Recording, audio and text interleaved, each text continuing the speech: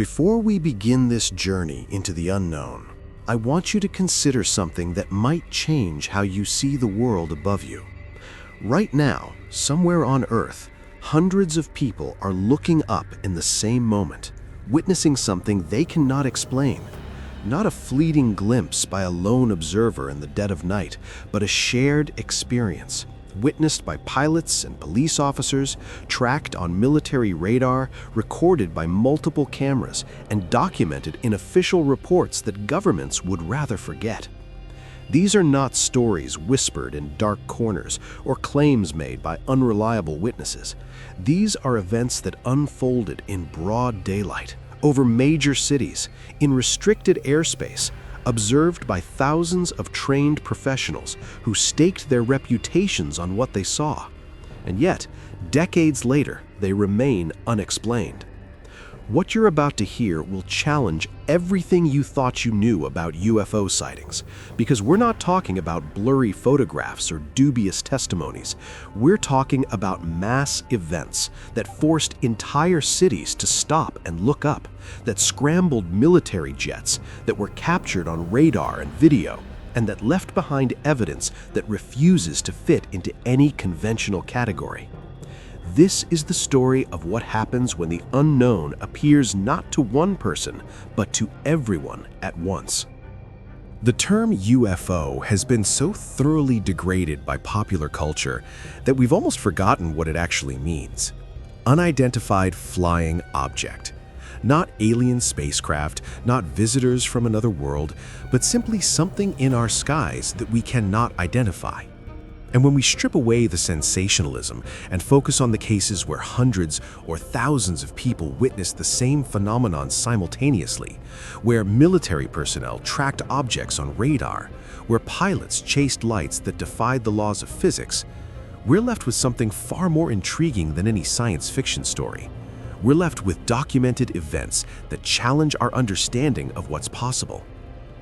Mass UFO sightings represent a unique category in the study of unexplained aerial phenomena.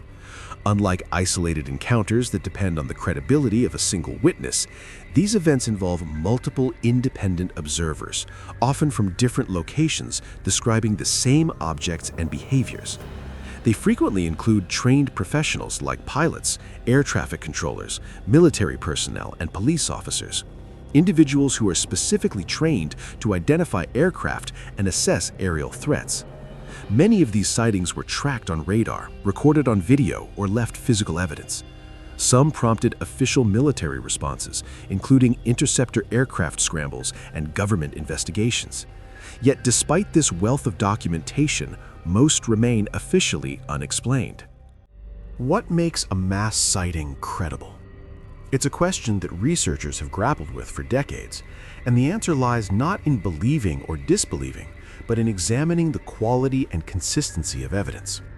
The strongest cases share certain characteristics that set them apart from the noise of misidentifications and hoaxes.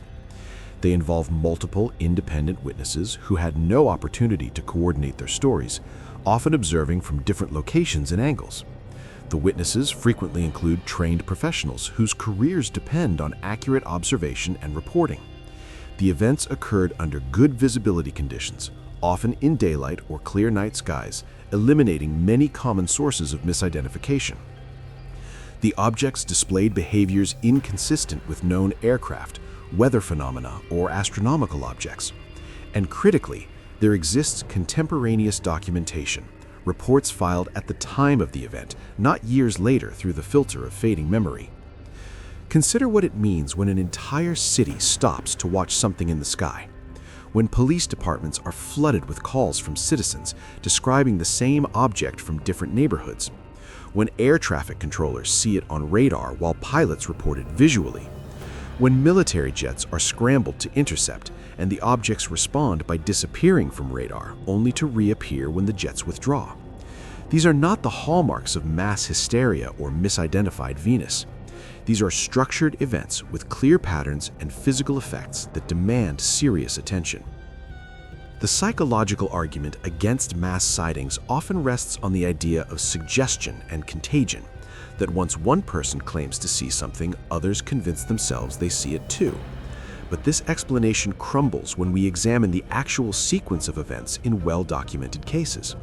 Often, witnesses in different locations report the same phenomenon before learning that others have seen it. Police officers responding to calls become witnesses themselves before arriving at the scene. Pilots track objects on radar before seeing them visually. The consistency emerges not from shared expectation, but from independent observation of a real phenomenon. When we examine mass UFO sightings across different decades and countries, certain patterns emerge that are difficult to dismiss as coincidence or cultural contamination. Objects described as triangular or disc-shaped appear repeatedly in accounts separated by decades and thousands of miles. Silent flight, the ability to hover motionless before accelerating to extreme speeds, is reported consistently across cases. Bright lights, often white or orange arranged in geometric patterns, show up in descriptions from the United States to Belgium to Brazil. And perhaps most intriguing, the response of official authorities follows a predictable pattern: initial investigation, public explanation that fails to account for key details, and eventual classification or dismissal. The technology described in these encounters, if we take the reports at face value, suggests capabilities that remain beyond our reach even today. Objects that accelerate from hovering to hypersonic speeds in seconds without producing sonic booms. Craft that maintain perfect formation while performing maneuvers no human pilot could withstand. Silent propulsion systems that leave no visible exhaust. The ability to appear and disappear from radar at will. These are not the characteristics of secret military aircraft or experimental drones. They represent a level of technological sophistication that, if human in origin, would revolutionize everything from transportation to energy production. Yet what's perhaps most striking is how mundane many of these encounters are in their basic structure. Objects appear, are observed, and disappear. There are rarely dramatic close encounters or direct interactions. The phenomenon seems content to be seen, to perform maneuvers that demonstrate its capabilities, and then to depart. It's as if the purpose is simply to be witnessed, to leave questions rather than answers. The geographic distribution of mass sightings also reveals interesting patterns. They occur disproportionately near military installations, nuclear facilities, and population centers. They often follow coastlines or major transportation corridors. Some researchers have noted clusters of activity during periods of political tension or military buildup, though correlation does not necessarily indicate causation. What's clear is that these events are not randomly distributed across the globe, but seem to follow patterns that suggest either intelligence or at least some form of directed behavior. To understand the significance of mass UFO sightings, we need to examine specific cases in detail, and few are as thoroughly documented or as consequential as what happened over Washington, D.C. in the summer of 1952. This was not a rural encounter or a misidentified weather balloon. This was an intrusion into the most restricted airspace in the United States, witnessed by trained air traffic controllers, tracked on multiple radar systems, and serious enough to prompt the largest press conference since World War II. The context matters enormously. In 1952, the United States was living in a state of constant vigilance. The Cold War had moved from theoretical threat to daily reality. Nuclear weapons were operational on both sides. The Korean War was ongoing. Every unidentified return on radar had to be taken seriously, because the alternative, missing an actual attack, was unthinkable.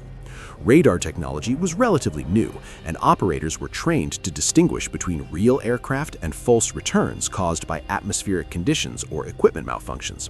The men watching the screens over Washington that night in July were not amateurs jumping at shadows. They were professionals whose job was to protect the nation's capital. Shortly before midnight on July 19th, controllers at Washington National Airport noticed several unidentified targets appearing on their screens. The objects were moving toward restricted airspace in patterns that immediately stood out. They didn't follow established flight paths. Their speed and altitude changes didn't match known aircraft. Some slowed abruptly or remained nearly stationary before accelerating again. The controller's first instinct was to check for equipment malfunction, but the radar system was functioning normally and the operators on duty were experienced. To confirm what they were seeing, they contacted Andrews Air Force Base. The radar operators there reported tracking the same unidentified targets on independent systems. This eliminated the possibility of a single malfunctioning radar or operator error. As the radar tracks continued, visual sightings began to accompany the electronic data. Personnel in the control tower reported seeing unusual lights in the sky. One controller described a bright orange-white light moving erratically, changing direction in ways that did not resemble aircraft navigation. These were not the steady, predictable lights of airplanes on approach. They maneuvered freely, appeared and disappeared, moved in ways that defied conventional flight dynamics. On the ground, civilians across Washington began calling police departments and news outlets. People from different neighborhoods with no connection to one another were describing the same movements and appearances. The consistency suggested a single ongoing event rather than mass misidentification. Military command made the decision to scramble interceptor aircraft. F-94 Starfire jets launched from nearby bases with orders to identify the unknown objects. What happened next became one of the most puzzling aspects of the case. As the jets approached the areas where radar targets were concentrated, the unidentified returns began to fade or disappear entirely. When the jets were forced to withdraw due to fuel limitations, the radar targets reappeared. This sequence repeated multiple times throughout the night. The objects seemed to vanish in response to pursuit and return once the immediate threat was gone. In at least one instance, a pilot reported observing a light ahead of his aircraft that suddenly accelerated away at a speed he could not match. No conventional aircraft in 1952 was capable of such performance. 1 week later, the phenomenon returned. On July 26th, radar operators detected unidentified targets entering restricted airspace near Washington. The behavior closely mirrored the previous weekend. Multiple radar installations tracked sudden changes in speed, erratic movement, and periods of apparent hovering. Interceptor jets were scrambled again and again as the aircraft approached. The radar returns disappeared, reappearing when the jets withdrew. During this second incident, radar operators recorded an object accelerating from near standstill to an estimated speed far beyond the capabilities of any aircraft in existence at the time. The public response was intense. Newspapers ran front-page stories. Radio broadcasts discussed the possibility that something unknown had operated freely over the Capitol. The speculation ranged from advanced foreign technology to explanations that fell outside conventional understanding. The Air Force convened a press conference, and Major General John Samford, Director of Air Force Intelligence, offered the official explanation: temperature inversions. According to this theory, layers of warm and cool air could bend radar signals and create false targets. But temperature inversions were well understood by radar operators. The personnel involved had specifically considered and rejected this explanation at the time. Moreover, it didn't account for visual sightings, coordinated behavior across multiple radar systems, or the repeated disappearance of targets during interceptor approaches. Internally, the Air Force's own assessments reflected uncertainty. Project Blue Book records acknowledged that the Washington sightings ranked among the most credible in their files. The involvement of trained observers, multiple radar confirmations, and repeated occurrences made the case difficult to dismiss. Yet the temperature inversion explanation remained the official position, even as it satisfied almost no one who had actually been involved in tracking the objects. While the Washington incident demonstrated how authorities typically respond to mass UFO sightings with inadequate explanations and eventual dismissal, events in Belgium between 1989 and 1990 showed an entirely different approach. The Belgian Air Force did something almost unprecedented.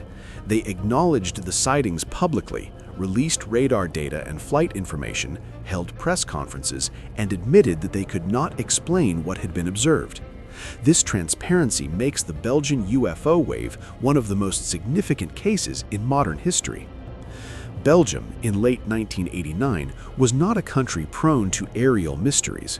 Its airspace was small, heavily monitored, and routinely traversed by civilian and NATO aircraft.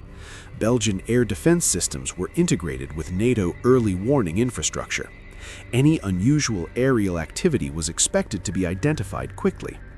When residents in eastern Belgium began reporting something unusual in the sky on the evening of November 29th, the response was immediate and professional. Multiple witnesses across different towns described a large, dark, triangular object moving slowly and silently at low altitude. The object typically had 3 bright white lights at its corners and a pulsing red or orange light at its center. What stood out immediately was not just the shape, but the behavior.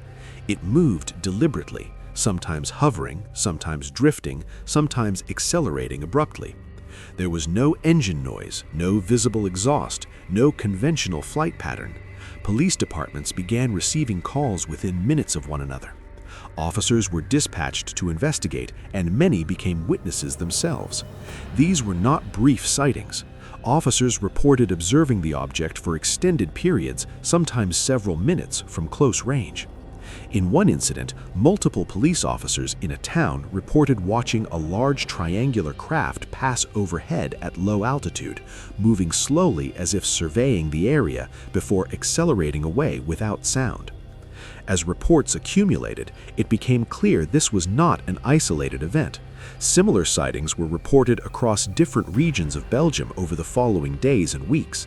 Civilians, police officers, and military personnel all described the same basic object and behavior. The Belgian Air Force took the reports seriously and adopted an unusually transparent approach. Rather than dismissing the sightings, military officials acknowledged them publicly and confirmed they were under investigation. Radar systems were placed on heightened alert, and throughout 1990, sightings continued. The objects were most often described as triangular or delta-shaped, flying at low altitude between 300 and 1,000 meters. Witnesses frequently reported that the craft appeared to maneuver against prevailing winds and could remain stationary for long periods. One of the most important aspects was the consistency of reports. Witnesses from different regions, many with no knowledge of other sightings, described nearly identical craft. Police sketches matched civilian drawings. Timestamps aligned across locations in ways that suggested a single object traveling large distances. On the night of March 30th, 1990, the wave reached its most documented moment. Belgian military radar systems detected unknown aerial targets maneuvering within national airspace. The radar returns showed objects capable of sudden acceleration, rapid altitude changes, and sharp directional shifts.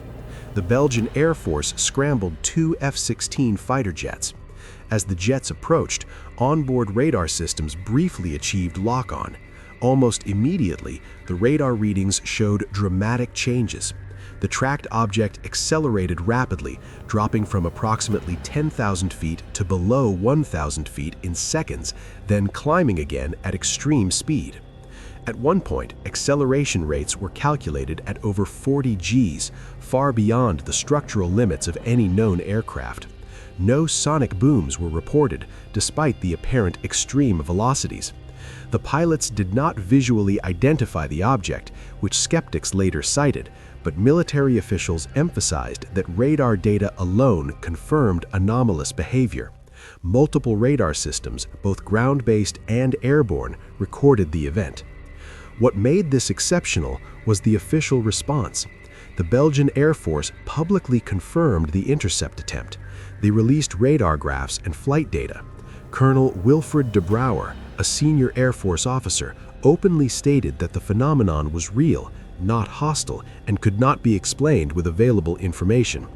This level of transparency was unprecedented and remains rare to this day. Across decades and countries, the official response to mass UFO sightings follows a remarkably consistent pattern. Initial investigation is often thorough and professional. Military personnel take the reports seriously, interview witnesses, collect radar data, and attempt to identify the objects. But then something shifts. Public statements begin to diverge from internal assessments. Explanations are offered that fail to account for key details. Files are classified or simply disappear. Witnesses are discouraged from speaking publicly. The message becomes clear. These events may be real, but discussing them openly is problematic. Consider the progression. In the 1950s, Project Blue Book at least acknowledged investigating UFO reports, even if most cases were ultimately classified as explained through often questionable reasoning. By the 1970s, when Project Blue Book closed, there was no longer any official public investigation mechanism. Sightings like the one at Chicago's O'Hare Airport in 2006 involved multiple airline employees, occurred at one of the busiest airports in the world, and was met with bureaucratic dismissal. The FAA stated it had not investigated because no radar data was reported, despite O'Hare's airspace being covered by multiple radar systems. The explanation that it could have been a weather phenomenon satisfied no one who had actually witnessed the object. This pattern of dismissal serves multiple purposes. It maintains the appearance that authorities have everything under control. It discourages further reporting, as witnesses learn that coming forward leads to ridicule rather than serious investigation. It protects classified programs by muddying the waters around genuine unidentified phenomena. And perhaps most importantly, it avoids the uncomfortable question of what it means if we truly don't know what's operating in our skies. The cost of this approach is significant. Pilots and air traffic controllers learn not to report unusual sightings because it can damage their careers. Military personnel are discouraged from discussing events they witnessed firsthand. Scientists who express interest in studying the phenomenon risk professional reputation. The result is a systematic suppression of data, not through conspiracy, but through institutional incentives that punish curiosity and reward silence. Yet the information still leaks out. Witnesses eventually speak, sometimes decades later. Military documents are declassified, radar tapes survive in archives, photographs and videos surface. The internet has made it impossible to completely control the narrative. We now have access to cases from around the world, often with official documentation that would have remained unknown in earlier eras. The aggregate picture that emerges is of a phenomenon that is global, ongoing, and genuinely anomalous. One of the most persistent arguments against taking UFO sightings seriously is that human perception is unreliable. We misidentify Venus, see patterns in random stimuli, and are susceptible to suggestion. All of this is true. Human perception is fallible, and countless UFO reports are indeed misidentifications of conventional objects or phenomena. But mass sightings involving trained observers present a different challenge to the skeptical narrative. When an airline pilot with decades of experience reports an object that doesn't behave like any aircraft he's encountered, that report carries weight. Pilots are specifically trained to identify aircraft, judge distances and speeds, and remain calm under unusual circumstances. When an air traffic controller tracks an object on radar that performs maneuvers impossible for known aircraft, that observation is grounded in technical training and instrument data. When a police officer witnesses something unusual and files an official report, knowing that his credibility is on the line, that testimony deserves consideration. And when hundreds or thousands of such witnesses independently describe the same phenomenon, the argument that they're all mistaken becomes increasingly implausible. The psychological research on eyewitness testimony is often cited to dismiss UFO reports, but that research primarily concerns memory recall in legal contexts, particularly identification of suspects. It's less applicable to immediate reporting of observed events, especially when corroborated by multiple independent witnesses and instrumental data. A person who sees an unusual light in the sky and reports it immediately has not been subjected to the suggestive questioning and memory consolidation processes that can corrupt eyewitness testimony in criminal investigations. Moreover, the consistency across mass sightings argues against simple misidentification. When witnesses in different locations, observing from different angles, describe the same size, shape, color, and behavior, that consistency is precisely what we would expect from observation of a real object. If the reports were based on misidentification of Venus or aircraft lights, we would expect much greater variation based on angle of observation, local conditions, and individual interpretation. The training and profession of witnesses matters enormously in assessing credibility. A farmer who occasionally sees planes flying overhead might misidentify an unusual aircraft or atmospheric phenomenon. But a military radar operator who tracks aircraft as his primary job, who has seen thousands of radar returns and knows how to distinguish real objects from false signals, provides a different quality of testimony. A test pilot who has flown dozens of different aircraft types and understands the limits of current technology offers expert assessment that cannot be dismissed lightly. When such individuals report objects performing maneuvers that exceed known capabilities, they're not guessing, they're applying professional expertise to an observed phenomenon.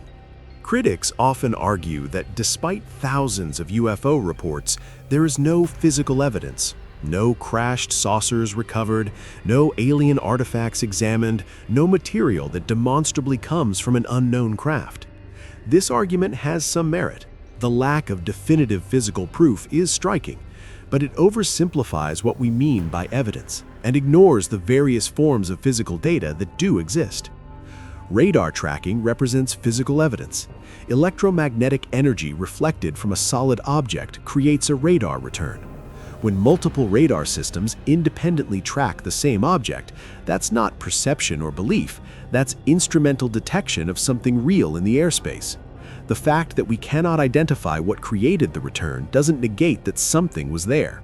The Belgian F-16 radar locks, the Washington, D.C. radar tracks, the Tehran incident where pilots lost weapon systems capability when approaching an object, all involved electronic systems detecting and in some cases being affected by something physical. Photographic and video evidence exists, though its quality and authenticity are always debatable in the digital age. But when Chilean Navy pilots using sophisticated infrared cameras record an object for 9 minutes, when their footage shows thermal signatures inconsistent with known aircraft, when multiple trained observers confirm the visual sighting while radar confirms the presence of something in that location, the totality of evidence becomes harder to dismiss. The Westall School incident in Australia included reports of flattened grass in a circular pattern at the site where an object was reported to have descended. Multiple witnesses described this physical trace. While no samples were preserved for later analysis, the contemporaneous reports of physical effects add another layer to the case. The absence of recovered alien hardware is often presented as definitive proof that UFOs are not extraterrestrial craft. But this assumes that any sufficiently advanced technology would leave recoverable debris, that such craft can or do crash, and that if they did, evidence would become publicly known. These are significant assumptions. A technology capable of the maneuvers described in mass sightings might well be capable of avoiding accidents or recovering its own damaged equipment. And given the classification systems surrounding military technology, it's not clear that physical evidence, if recovered, would ever reach public knowledge. What we can say is that mass sightings provide multiple forms of evidence that something real occurred. Visual observation by many witnesses, radar tracking, video documentation, electromagnetic effects on equipment, and in some cases, physical traces. No single piece rises to the level of proof that would satisfy a court of law or scientific journal, but the aggregate picture is of genuine phenomena that resist conventional explanation. UFO sightings are reported globally, from industrialized nations to remote villages, from military installations to isolated rural areas. The descriptions show both remarkable consistency and interesting cultural variations. The consistency involves certain core elements: objects that appear solid and structured, lights arranged in geometric patterns, silent propulsion, ability to hover and accelerate rapidly, and behaviors that suggest intelligence or at least purposeful movement. These core elements appear across cultures, time periods, and geographic locations.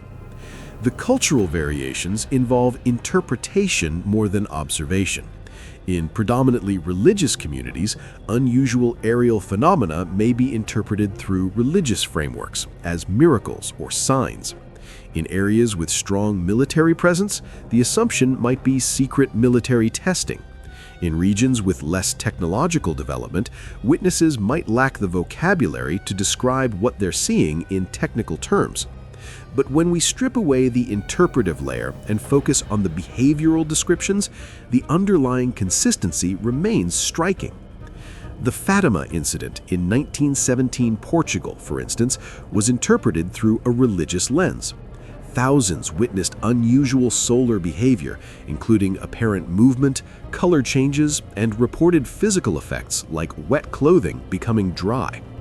While framed as a miracle, the description bears resemblance to other mass sightings: a luminous object in the sky, unusual behavior, multiple witnesses, physical effects. The cultural and historical context shaped how the event was understood, but the core observation of something anomalous in the sky aligns with modern UFO reports. In Brazil, rural communities describe encounters in terms more aligned with folklore and local belief systems. Yet when researchers document these cases carefully, the underlying patterns emerge. Bright lights over rivers and forests, objects that move in ways inconsistent with aircraft, physical effects on witnesses, and most tellingly, the same official response of investigation followed by dismissal. The Brazilian government has released previously classified UFO files documenting military investigations into sightings that could not be explained, showing that regardless of how local populations interpret these events, military analysts recognize them as genuine anomalies. The global nature of mass sightings argues against purely cultural explanations. If these events were simply modern mythology or mass hysteria, we would expect them to be concentrated in societies most exposed to science fiction media and popular UFO culture. Instead, we find reports from countries with little Western media influence, from eras before UFOs became a cultural phenomenon, and from witnesses with no prior interest in or knowledge of UFO lore. The grandmother in rural Australia who watches a disc hover over her farmhouse in 1966 is not channeling American science fiction. She's reporting what she observed. Something shifted in recent years regarding how seriously UFO phenomena are taken at official levels. The United States government, which spent decades dismissing UFO sightings as misidentifications or hoaxes, has begun acknowledging that unidentified aerial phenomena represent genuine unknowns worthy of investigation.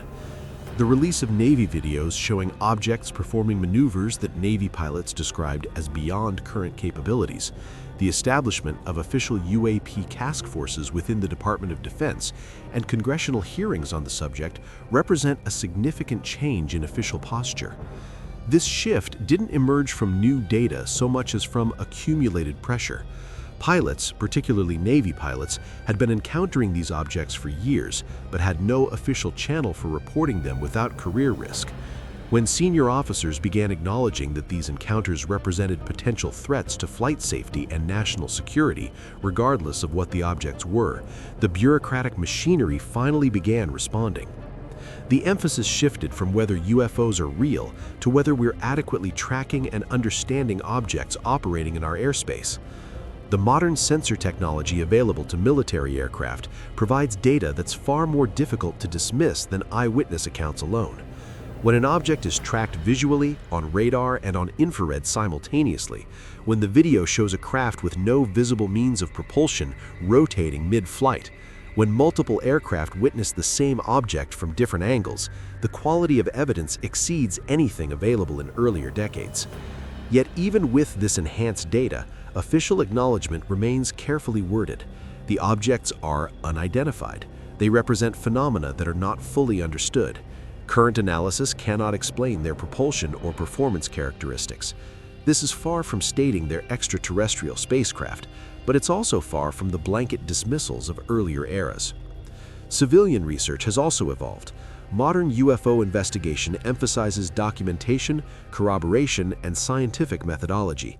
Researchers track patterns in sighting data, analyze photographs and videos for authenticity, compile databases of reports to identify trends, and collaborate with scientists willing to examine the evidence objectively.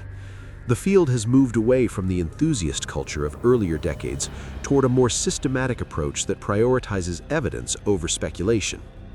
International cooperation has increased as well. Governments that once kept UFO files locked away have begun releasing documents. France established an official agency to study aerospace anomalies and has published extensive data. Chile's CEFAA investigates reports involving pilots and military personnel with professional rigor. The aggregate result is a more complete picture of global UFO activity than has ever been available before. Yet even with this increased openness, we're no closer to definitive answers. We have more data, better documentation, official acknowledgement that something real is occurring, but no consensus on what that something is. The phenomenon remains stubbornly resistant to simple explanations, continuing to generate reports that follow established patterns while offering no clear origin or intent. The question of what UFOs might actually be generates theories spanning from the mundane to the exotic. Each theory must account for the documented behavior, the global distribution of sightings, the historical persistence of the phenomenon, and the failure of conventional explanations to satisfy the evidence. None fully succeed, which is why the mystery endures. The extraterrestrial hypothesis remains the most popular explanation in public consciousness. It proposes that UFOs represent spacecraft from other worlds, piloted by or controlled by non-human intelligence. This theory has the advantage of explaining the advanced technology and non-human behavior. It struggles with the vast distances between stars, the apparent lack of direct contact despite thousands of sightings, and the question of why such visitors would behave in the seemingly purposeless manner described in most encounters. If they're here to observe, why not do so more discreetly? If they wish to make contact, why not do so clearly? The UFO behavior, as documented, seems oddly indifferent to human reaction, neither hiding completely nor revealing fully. Secret military technology represents another common explanation. Governments, particularly during the Cold War, did test advanced aircraft and surveillance systems, some of which remain classified decades later. This could explain official dismissiveness, as acknowledging UFOs as real might mean acknowledging secret programs. However, this theory faces timing problems.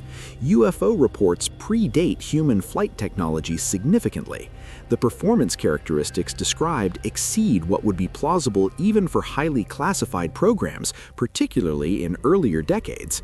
And the global distribution of sightings would require multiple nations to possess similar secret technologies without any leaks or defections revealing them over 70 years. Some researchers propose that UFOs represent a natural phenomenon we don't yet understand, possibly related to atmospheric plasma, electromagnetic effects, or interactions we haven't recognized. This has the advantage of explaining why the phenomenon is global, ongoing, and doesn't behave like craft with occupants. It struggles to account for the structured appearance of objects, their apparent responsiveness to aircraft pursuit, and the technical capabilities demonstrated. Natural phenomena don't typically evade radar and interceptor jets in coordinated fashion. More exotic theories propose time travelers, interdimensional beings, or consciousness-related phenomena. These venture into territory where evidence becomes impossible to evaluate because we have no framework for what such things would look like. They're not so much explanations as placeholders for our ignorance, admissions that whatever is occurring falls outside our current understanding of reality. What's perhaps most striking is that after decades of investigation, data collection, and analysis, we're not significantly closer to answering the fundamental question. We can document the phenomenon more thoroughly than ever before. We can demonstrate that something real is occurring in our skies. We can show that it resists conventional explanation, but we cannot tell you with confidence what it is, where it comes from, or what it wants, if it wants anything at all. One aspect of mass UFO sightings that receives less attention is the lasting impact on those who witness these events. For many, seeing something that defies their understanding of reality is not merely curious, it's transformative. The experience can shake fundamental assumptions about what's possible, what's known, and what authorities can be trusted to explain. Witnesses to mass sightings often describe a strange mixture of excitement and isolation.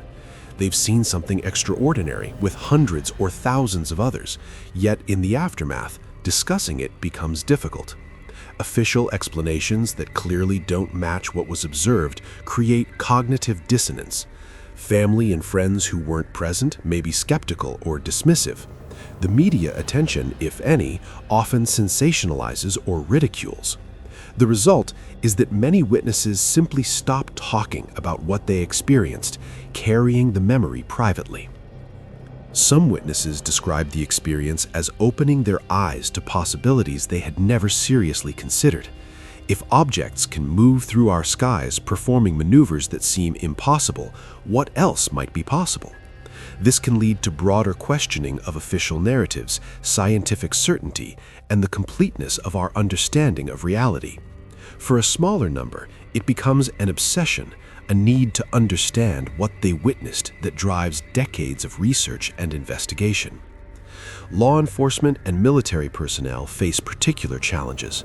Many have stated that they were discouraged, sometimes explicitly, from discussing their observations. Career implications create powerful incentives for silence, yet some eventually speak out, often years after retirement, describing not only what they saw, but the institutional response that followed. These accounts consistently describe a gap between what was privately acknowledged and what was publicly stated, between the serious internal investigation and the dismissive public explanation. The children who witnessed the Westall UFO in Australia in 1966 carried those memories into adulthood. Decades later, when researchers finally documented the case thoroughly, these former students reported that the experience had never left them. They had seen something extraordinary, been told not to talk about it, and spent their lives wondering what it meant. The validation of finally having their testimony taken seriously, of realizing that hundreds of others remembered the same event the same way, provided a resolution of sorts, even without answers about what the object was. Investigating historical UFO cases faces inherent limitations that make definitive conclusions difficult. Memory degrades over time, and witnesses may unconsciously incorporate details from other accounts or fill gaps with assumed information. Physical evidence, if it ever existed, is often long gone. Documents may be incomplete, classified, or lost. Official investigations, when they occurred, were often perfunctory or aimed more at reassuring the public than genuinely solving the mystery. Even contemporary investigations face challenges. By the time researchers arrive at a sighting location, physical traces may have been disturbed or disappeared. Witnesses may have compared stories, contaminating the independence of their accounts. Video evidence can be ambiguous, lacking reference points for size and distance. Radar data is technical and requires expertise to interpret. What looks anomalous to a civilian may have conventional explanations that only a radar specialist would recognize. Or conversely, what seems routine might be highly unusual if you understand what you're looking at. The lack of controlled conditions makes scientific analysis difficult. You cannot reproduce a UFO sighting in a laboratory. You cannot predict when and where events will occur to position instrumentation optimally. You work with whatever data happen to be collected, often by equipment not designed for the purpose. A police car's dashboard camera might catch something interesting, but it's optimized for recording traffic stops, not analyzing aerial phenomena. The resulting footage can be suggestive but rarely definitive. Skeptical investigation is essential, but has its own limitations. The tendency to assume conventional explanation can lead to forced conclusions that don't quite fit the evidence. Temperature inversions become the default explanation for radar returns, despite experienced operators saying conditions weren't right. Venus gets blamed for sightings that occurred with Venus below the horizon. Skeptics sometimes display as much bias as believers, approaching cases with a predetermined conclusion that there must be a conventional explanation even when evidence points elsewhere. The ideal investigation would involve multiple trained observers, multiple forms of instrumental data, immediate on-site physical evidence collection, and follow-up investigation before memories could be contaminated or physical evidence disturbed. Such ideal conditions rarely occur in reality. We work with imperfect data, trying to reconstruct events after the fact, weighing witness credibility against the inherent unreliability of perception and memory. It's detective work, not controlled experiment, and the conclusions are correspondingly uncertain. Stepping back from individual cases and looking at the pattern of mass UFO sightings over decades, certain conclusions become difficult to avoid. Something real is occurring.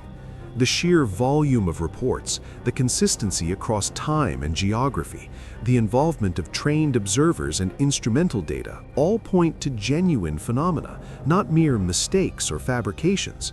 These events are global. They're reported from every continent, from nations with vastly different cultures and levels of technological development. They persist across time. Reports from the 1940s describe behaviors similar to reports from the 2020s. The phenomena resist conventional explanation. Despite decades of investigation, the best cases remain unidentified. They don't fit neatly into categories of known aircraft, weather phenomena, or astronomical objects. The technology demonstrated, if we take the reports at face value, exceeds current human capabilities in propulsion, speed, and maneuverability. The behavior suggests intelligence, or at least purposeful action, not random natural phenomena. Official responses have been inadequate. Governments have investigated, sometimes quite thoroughly, but public explanations rarely satisfy the evidence. The gap between internal assessment and public statement is well documented. Transparency has been the exception rather than the rule. The result is justified public skepticism about official narratives and conspiracy theories that sometimes obscure more than they reveal. What mass sightings don't tell us is perhaps more important. They don't tell us where these objects come from. The extraterrestrial hypothesis remains just that, a hypothesis with no definitive proof. They don't tell us the purpose or intent behind the appearances. The objects are observed but rarely interact directly. They don't provide a clear mechanism for the technology observed. We can describe what the objects do, but not how they do it. The phenomenon seems almost deliberately ambiguous, providing enough evidence to establish that something real is occurring, but never quite enough to prove what that something is. This has led some researchers to suggest that ambiguity itself might be intentional, that whatever intelligence lies behind these events prefers to operate in the gray zone between undeniable presence and definitive proof. Whether this reflects genuine intent or simply the limitations of our ability to understand what we're observing remains unclear. As of 2025, we find ourselves in an interesting moment regarding UFO phenomena. Official acknowledgement has increased significantly.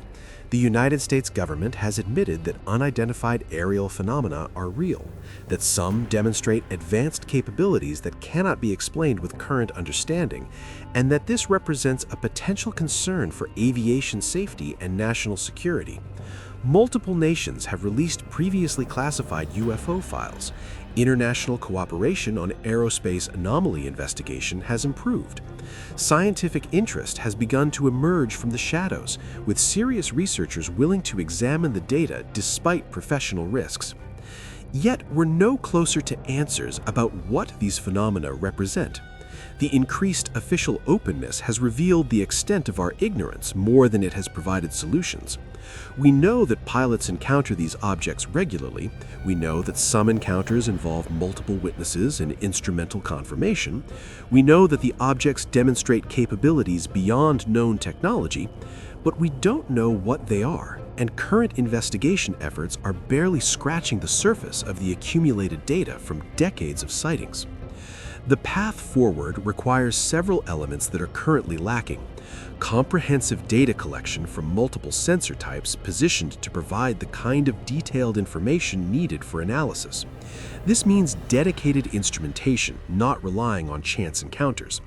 Systematic analysis by qualified scientists with access to complete data sets, not cherry-picked cases. Transparency about both findings and limitations, acknowledging what we know, what we don't know, and what may be unknowable with current methods. International cooperation to pool data and analysis, recognizing that this is a global phenomenon that no single nation can fully address alone. Perhaps most importantly, we need a shift in how the topic is approached culturally and scientifically. The ridicule and dismissal that have characterized mainstream responses to UFO reports create a self-fulfilling prophecy. If serious scientists risk their careers by studying the phenomenon, if pilots fear reporting encounters, if military data remains classified, then we'll never accumulate the kind of rigorous evidence base needed for breakthrough understanding. The stigma itself becomes the biggest obstacle to knowledge. Some researchers remain optimistic that within our lifetimes we'll have clearer answers. Perhaps advancing sensor technology will finally capture the kind of detailed data needed for definitive analysis. Perhaps international pressure will force greater transparency from governments holding classified information. Perhaps the phenomena themselves will become more overt, moving from ambiguous sightings to undeniable mass encounters that can no longer be dismissed or explained away.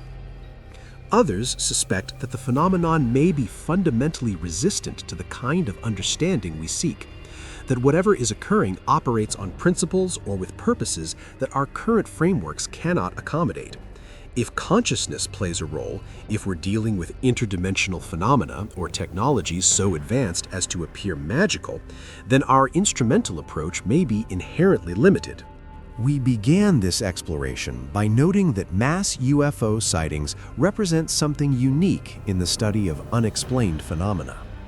They provide the kind of evidence that should satisfy skeptics: multiple independent witnesses, often trained professionals, instrumental confirmation, official investigation, contemporaneous documentation. Yet they remain controversial, dismissed, or explained away despite evidence that resists those explanations. Perhaps that's the deepest mystery of all, not what UFOs are, but why we're so reluctant to take the question seriously. Why governments investigate but then dismiss, why scientists avoid the topic, why witnesses are ridiculed despite presenting credible testimony. The phenomenon itself may be less mysterious than our response to it, the way we've collectively decided that some questions are not legitimate to ask, some possibilities too disturbing to consider seriously. The mass sightings documented over the past 70 years establish beyond reasonable doubt that something real is occurring in our skies, something that challenges our understanding of what's possible, something that appears intelligently controlled yet refuses to reveal its nature or purpose, something that our governments have investigated extensively while publicly pretending it doesn't exist or doesn't matter. For those who witnessed these events, there is no doubt, no need for proof or validation. They know what they saw. Hundreds of people standing in a Belgian field, watching a massive triangle drift silently overhead. Thousands of residents in Mexico City watching luminous objects during a solar eclipse. Military radar operators tracking objects that accelerate beyond anything in our arsenal. These experiences are real, and they're transformative. For the rest of us, the mass sightings serve as an invitation to consider that our understanding of reality might be incomplete, that the universe might be stranger and more populated than we imagined. that the confident dismissals from authorities might be less about knowledge and more about maintaining an illusion of control. Whether you choose to accept that invitation, to take seriously the possibility that something extraordinary is occurring, is ultimately a personal decision. But the evidence is there, documented in official files, recorded on radar, photographed and filmed, witnessed by thousands. The skies above us hold secrets that we have not yet unraveled. The question is whether we have the courage and intellectual honesty to admit it.